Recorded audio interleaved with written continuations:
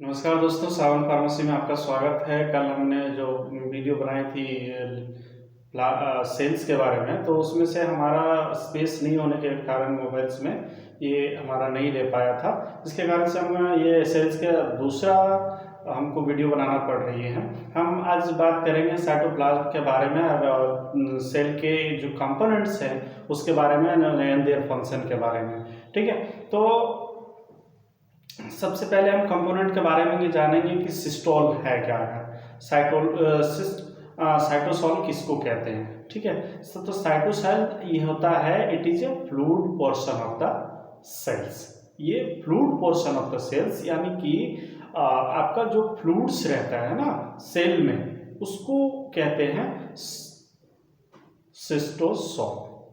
ठीक है, और ये जो कंटेन करता है फ्लूइड, वो 55% total sale of the volume. पूरे सेल्स की अगर वॉल्यूम बोला जाए तो उसमें 55% जो रहता है इसकी वॉल्यूम से रहती है। ठीक है, तो ये जो घिरा हुआ रहता है वो ऑर्गेनेल से घिरा हुआ रहता है। ठीक है, चारों ऑर्गेनेल को एक सराउंडेड कहते हैं, it is surrounded as organelle. ठीक है, तो ऑर्गेनेल्स क्या है हम सबसे पहले जानेंगे कि ऑर्गेनेल है क्या। तो ठीक है, तो organelle are the specialised structure that perform an specific and special function. ठीक है, जो स्पेशल फंक्शन प्रोवाइड करता है उसको हम ऑर्गेनेल कहते हैं। ठीक है, तो उसके दूसरे हम जानना चाहेंगे कि साइटोस्केलेटन क्या है। साइटोस्केलेटन कहते हैं कि साइटोप्लाज्म का जो स्ट्रक्चर देता है ना, वो उसकी बनावट क्या है। ठीक है, कंकाल क्या है, साइटोप्लाज्म की कंकालता क्या है ना। इसी तरह से हम बात कर सकते हैं। तो कहता है कि it is a network of protein filament. Protein filament का एक नेटवर्क रहता है, जाल रहता है। ठीक है, वो है। और दूसरा microfilament of the thinnest filament. Microfilament का जो रहता है वो बहुत ही पतला पतला जो फिलामेंट है, यानी फिलामेंट का मतलब होता है लंबे लंबे जो ऐसे करके कोई रेशा या फाइबर्स है ना, जो प्रोटीन्स का बना हो, प्रोटीन जिसका फॉर्मेशन हो उसका, उसके कहते हैं माइक्रोफिलामेंट। ठीक है, ये कहता है इंटरमीडिएट फिलामेंट आर थिनर। जो इंटरमीडिएट में रहता है, मिडिल में जो साइड में रहता है वो थिनर होता है माइक्रोट्यूब्यूल से। ठीक है, और थिकर रहता है माइक्रोफिलामेंट से। ठीक है, ट्यूब्यूल से पतला रहता है और मोटा रहता है इससे माइक्रोफिलामेंट से। Microtubules are long and largest and hollow tubes रहता है कि ये लंबा होता है। ठीक है, और फिर ये लार्जेस्ट सबसे बड़ी होती है ऑर्गेनेल्स में अगर बात की जाए तो। और ये हॉलो मतलब बीच में फाका रहता है, बीच में खोल रहता है। जैसे कि मान लीजिए कैसे करके है, तो इसमें जिस तरह से गैप बनता है उस तरह से उसमें गैप रहता है माइक्रोफिलामेंट। ठीक है, इसी को कहते हैं हॉलो ट्यूब्स। ठीक है, अब हम सेंट्रोजोम के बारे में बात करेंगे। तो सेंट्रोजोम कहता है it is located near the nucleus. Centrosome रहता है वो सेंटर रहता है। ठीक है, उस सेंटर यानी कि जहां से इंटर कुछ कर सकता है किसमें, न्यूक्लियस में। ठीक है, कुछ जाने का रास्ता, उसको कहते हैं सेंट्रोजोम। ठीक है, और ये दो प्रकार के होते हैं। ठीक है, ये स्मॉलर बॉडीज होते हैं और एक होता है सेंट्रोस्फेयर। ठीक है, जो सराउंडेड है मास के पूरे और जो चारों ओर जो घूम करके छोटा सा वो रहता है, उसको कह सकते हैं सेंट्रोसोम। ठीक है, और हम सीलिया एंड फ्लैगेला के अगला हम बात करेंगे सीलिया फ्लैगेला के बारे में। सीलिया जो होता है वो सिलिएटेड, आपने सुना होगा सिलिएटेड एपिथेलियम, आप आगे जाकर के पढ़ेंगे तो सिलिएटेड एपिथेलियम और फ्लैगेला। तो सीलिया का मतलब होता है थोड़ा थोड़ा सा हल्का हल्का सा शोर जैसा बढ़ जाना, और उसमें जो मूवमेंट देता है ज़्यादा, खास करके ये यूट्रस में जब पाया जाता है, क्योंकि ये जब स्पर्म जाता है तो उसको एक मूवमेंट देने में हेल्प करता है। ठीक है, तो ये सीलिया जो रहता है या इसको कहते हैं cilia are shorter hair like projection, बाल के जैसा छोटा छोटा छोटा छोटा जो प्रोजेक्शन देता है, ठीक है। और ये एक्सटेंड होता है कहाँ से, सेल सरफेस से, सेल सरफेस से बढ़ता है, ठीक है। इसको कहते हैं extend from the cell surface, ठीक है। Flagella are the same as cilia and but it is longer than the cilia, ठीक है। फ्लैगेला जो रहता है ना, वो फ्लैगेला वो मूव करता है, उसकी पैर ऐसे ऐसे करके वो चलता है, ठीक है। तो उसको फ्लैगेला में क्या होता है, बड़ा होता है, हेयर लाइक स्ट्रक्चर वो भी होता है, लेकिन वो भी मूवमेंट करवाता है, सीलिया भी मूवमेंट करवाता है किसी पार्टिकल्स कूलर को, लेकिन ये क्या करता है, फ्लैगेला बड़ा होता है, सीलिया छोटा होता है, ठीक है। इसीलिए इसको कहते हैं फ्लैगेला इज सेम एज सीलिया, सीलिया की तरह रहता है लेकिन लॉन्गर देन द सीलिया, ठीक है। अब दूसरा अगला हम बात करेंगे इंडोप्लाज्मिक रेक्टिकुलम के बारे में। इंडोप्लाज्मिक रेक्टिकुलम एक नेटवर्क लाइक रहता है, ठीक है। It is a network like inter connecting दो सेल्स के बीच में कनेक्ट करता है मेम्ब्रेन को, है ना, और साइटोप्लाज्म में, इन साइटोप्लाज्म में दो मेम्ब्रेन को एक दूसरे के कनेक्ट करता है, उसको कहते हैं इंडोप्लाज्मिक रेक्टिकुलम। ये दो प्रकार के होते हैं, एक होता है रफ इंडोप्लाज्मिक रेक्टिकुलम और दूसरा होता है smooth endoplasmic reticulum. Smooth endoplasmic में राइबोसोम प्रेजेंट नहीं रहता है और रफ इंडोप्लाज्मिक रेक्टिकुलम में उसमें राइबोसोम प्रेजेंट रहता है उसके सरफेस पे, इंडोप्लाज्मिक रेक्टिकुलम में, ठीक है। यही इसका डिफरेंस है रफ इंडोप्लाज्मिक और स्मूथ इंडोप्लाज्मिक रेक्टिकुलम में, ठीक है। तो और हम जानेंगे अगला हम गोल्जी कॉम्प्लेक्स, जिसको गोल्जी apparatus भी बोलते हैं, ठीक है। ये कहते हैं ये प्रेजेंट होता है सारे सेल्स में, इसको कहते हैं it is present in all cells, large size in the protein synthesis and except occurs, ठीक है। कहता है it is present in all cells, large size in the protein synthesis and export occur, ये ज़्यादा करके प्रोटीन सिंथेसिस का काम करता है, ठीक है। उसको प्रोटीन सिंथेसिस में ज़्यादा करके इन्वॉल्व रहता है। और इट कंसिस्ट, कहता है कि it consist Golgi cisternae, about 3 से 20 सेंटीमीटर तक ये लंबा होता है। और this cisternae have cup like, जो कप आप चाय जो पीते हैं वो कप लाइक शेप होता है, उसको कहते हैं गोल्जी कॉम्प्लेक्स, ठीक है। और मतलब जो टॉपिक की बात करेंगे उसको कहते हैं लाइसोसोम।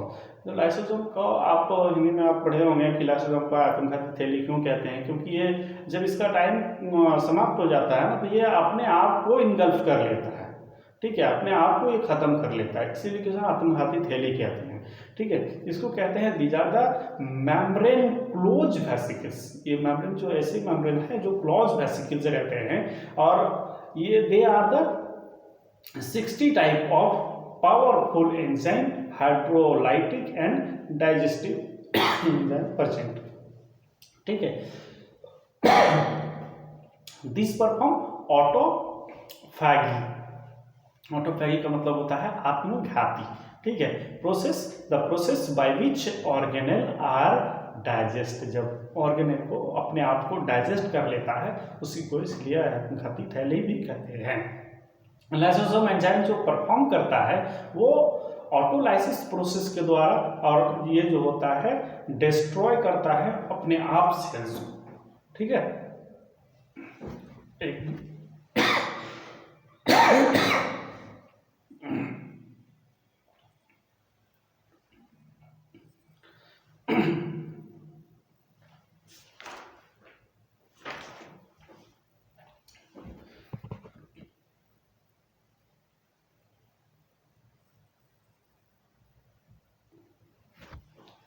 तो हम माइटोकॉन्ड्रिया, अगला चल करके हम माइटोकॉन्ड्रिया के बारे में बात करेंगे।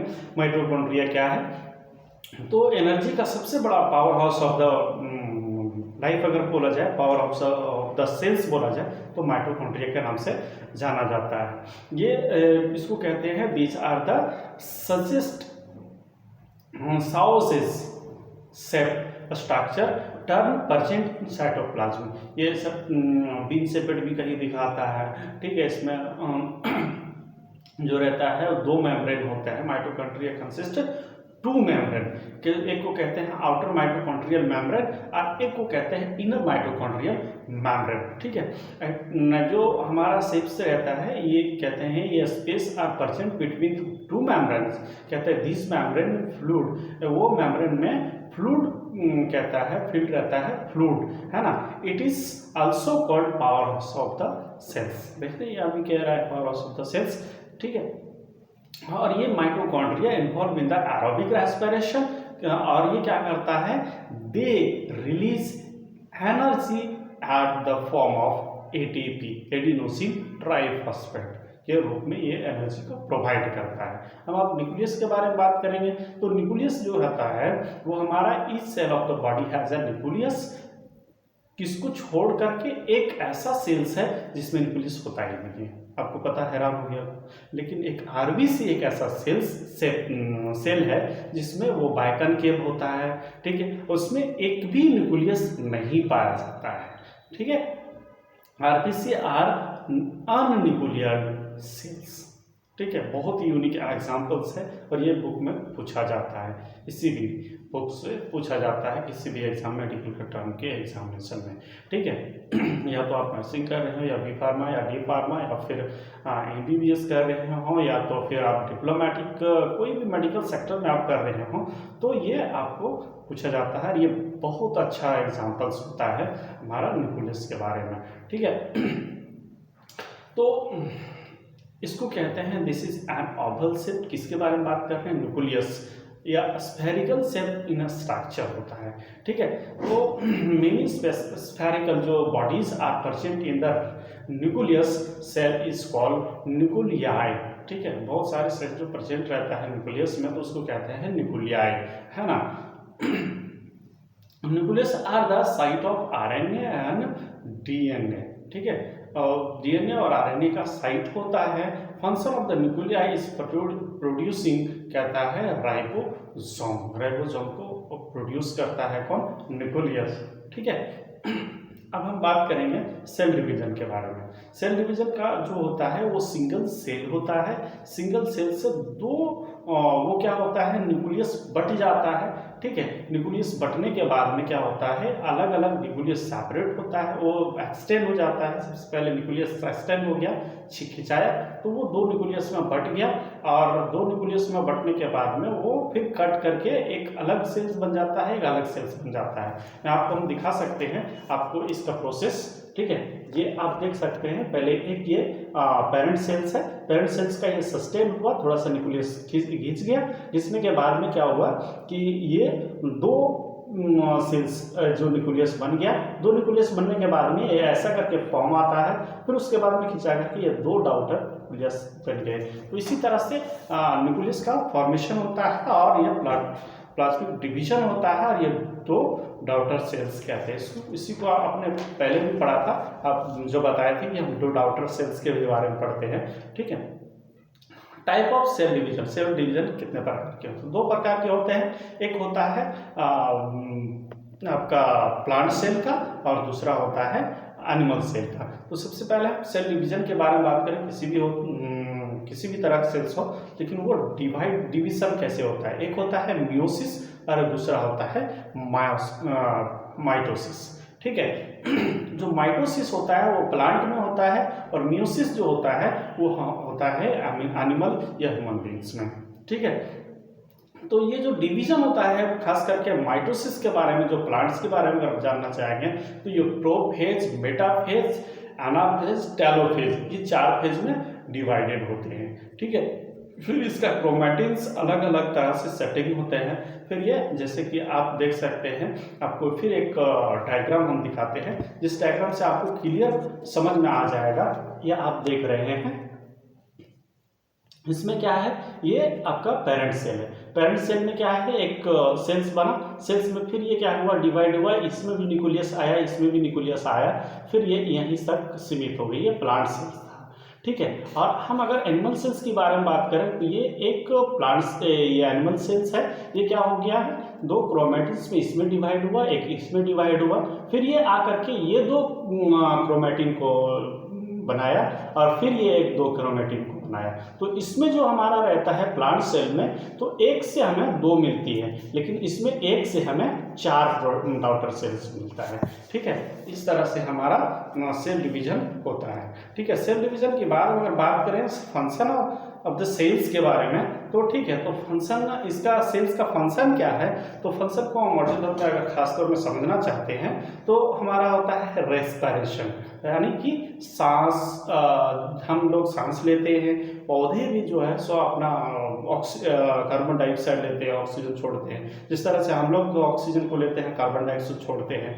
ठीक है, उस तरह से इसका मेनली जो काम रहता है वो रिस्पिरेशन, किसमें क्या करवाता है, जैसे होता है जैसे abdominal respiration, aerobic respiration, anaerobic respiration, external respiration, internal respiration, laboured expiration, assimilation, excretion, growth and repair. जब हमें ऑक्सीजन जाता है तो वो ग्रोथ एंड रिपेयर भी करवाता है, न्यूट्रिएंट्स भी पहुंचती है, एनर्जी प्रोवाइड होती है, तभी हमारा माइटोकॉन्ड्रिया एनर्जी प्रोवाइड कर पाती है, क्योंकि ऑक्सीजन आने के बाद ही होता है ये सब। तो मूवमेंट या reproduction, asexual reproduction, sexual reproduction, acceleration respiration, amorphic respiration, artificial respiration और स्लो रेस्पिरेशन। तो हम यहाँ तक जो है सो सेल्स के बारे में पढ़ा। ठीक है, अगले बारे में हम बात करेंगे टिश्यूज़ के बारे में। आप हमारे चैनल पे बने रहें, हमारे चैनल को लाइक करें, सब्सक्राइब करें। तब तक के लिए खुदा हाफिज़, बाय, जय हिंद।